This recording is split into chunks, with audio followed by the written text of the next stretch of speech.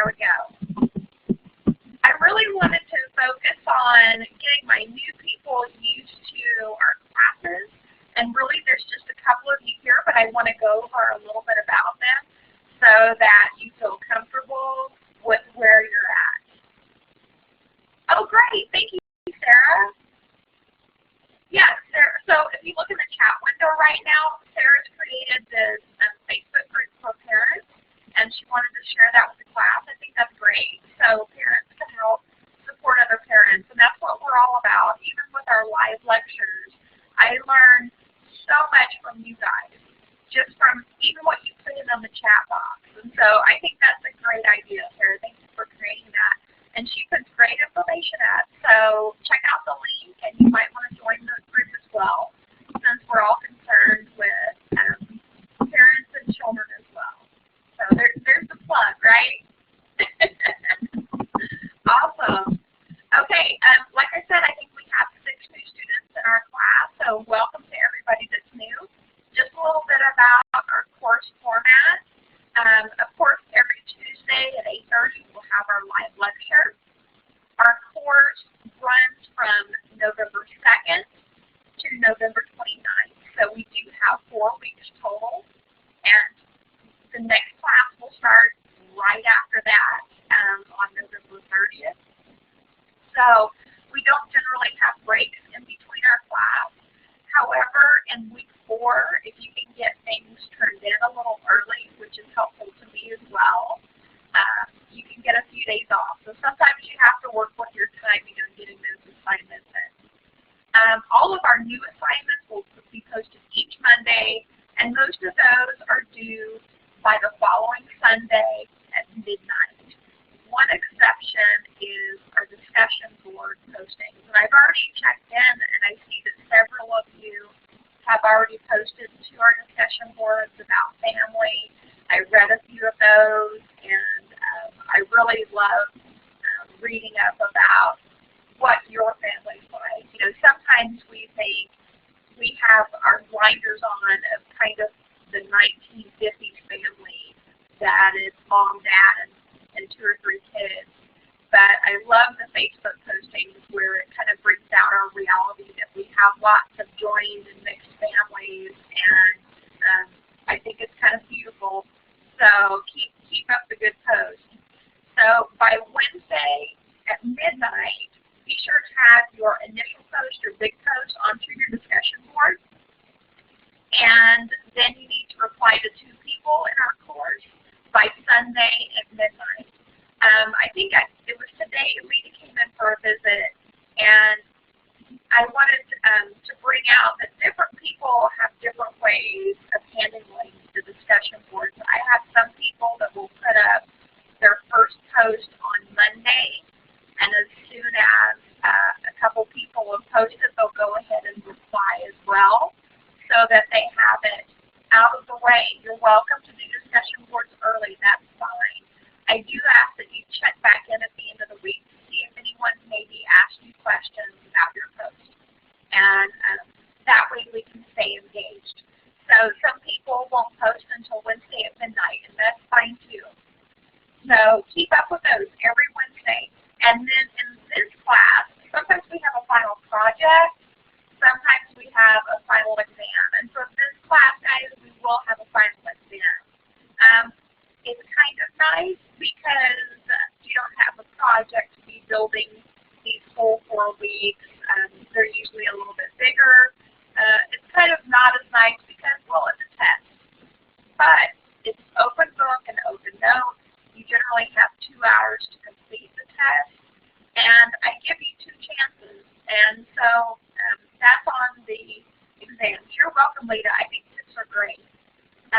On our quizzes, I give you unlimited chances to take those before the due date.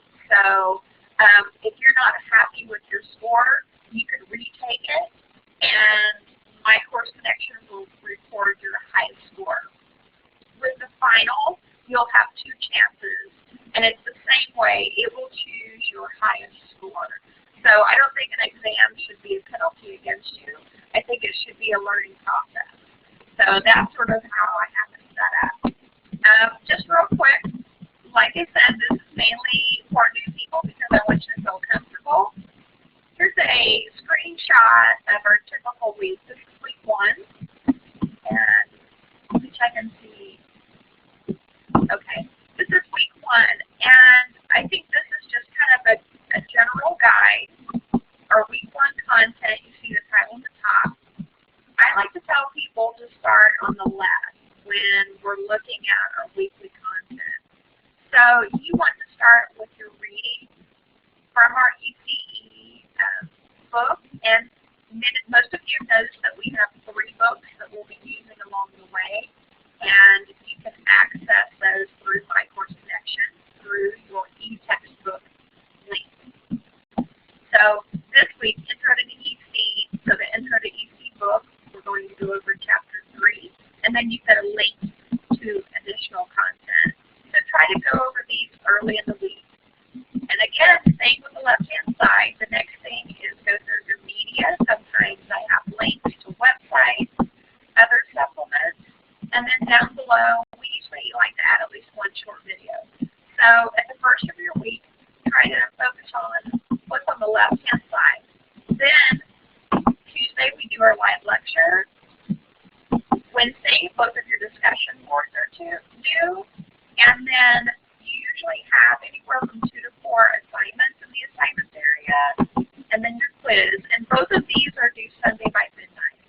And I like to try to keep the classes as uniform as possible. So every time you take a class, I don't want you to have to worry about how it's set up or if things are different.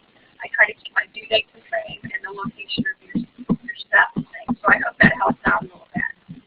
Okay? So real quick then, tonight, we're going to go over Chapter 3 in your book. And as I said before, the name of this course, ECE 115, is Family, Community, and Early Education. So we're going to talk about the role of the family in early education and the role of the community and what we can do to help connect with our families and with our community.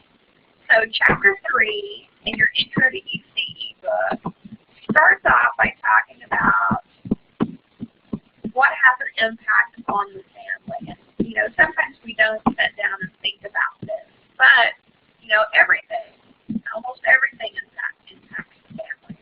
If you start with the center of the bullseye, you have the microsystem. We're talking about the family itself, maybe the early childhood classroom, maybe the workplace where the parents or caregivers work. I know some people, you know, Sarah, that's good. Some people take, no, it's not. This is family, community, and early education. I thought maybe you were just wanting to sit in on the lecture.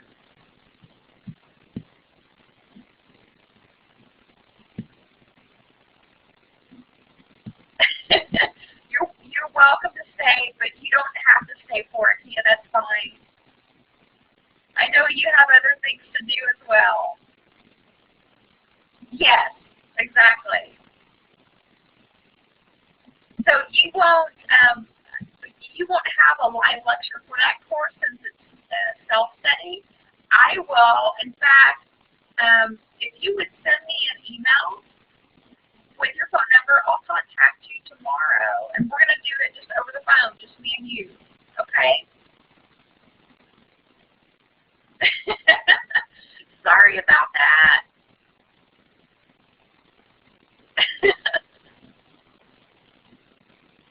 But you can always say, you know, we'll find having you in here. Oh, gotcha.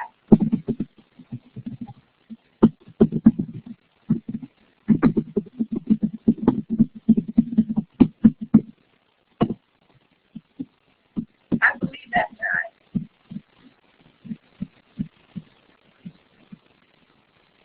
Yes, it is. That's right. Okay, so just real quick, again, the microsystem is the family. The mesosystem are the relationships outside and connected to the family.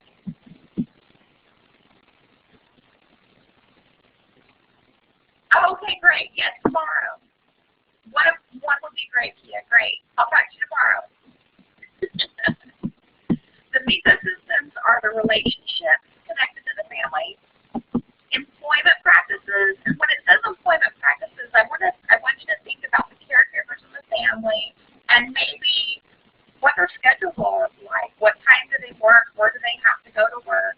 There's lots of things that the employer does that has an impact on the family as well, and I know you guys see this on a daily basis. Also, relationships, employment practices, and so on. The ecosystem, we go to, and this is reaching farther out the family, the government agencies, the mass media, the TV, the radio, and then the macro system, even farther out from the actual family, the home, are sometimes the culture, the political climate,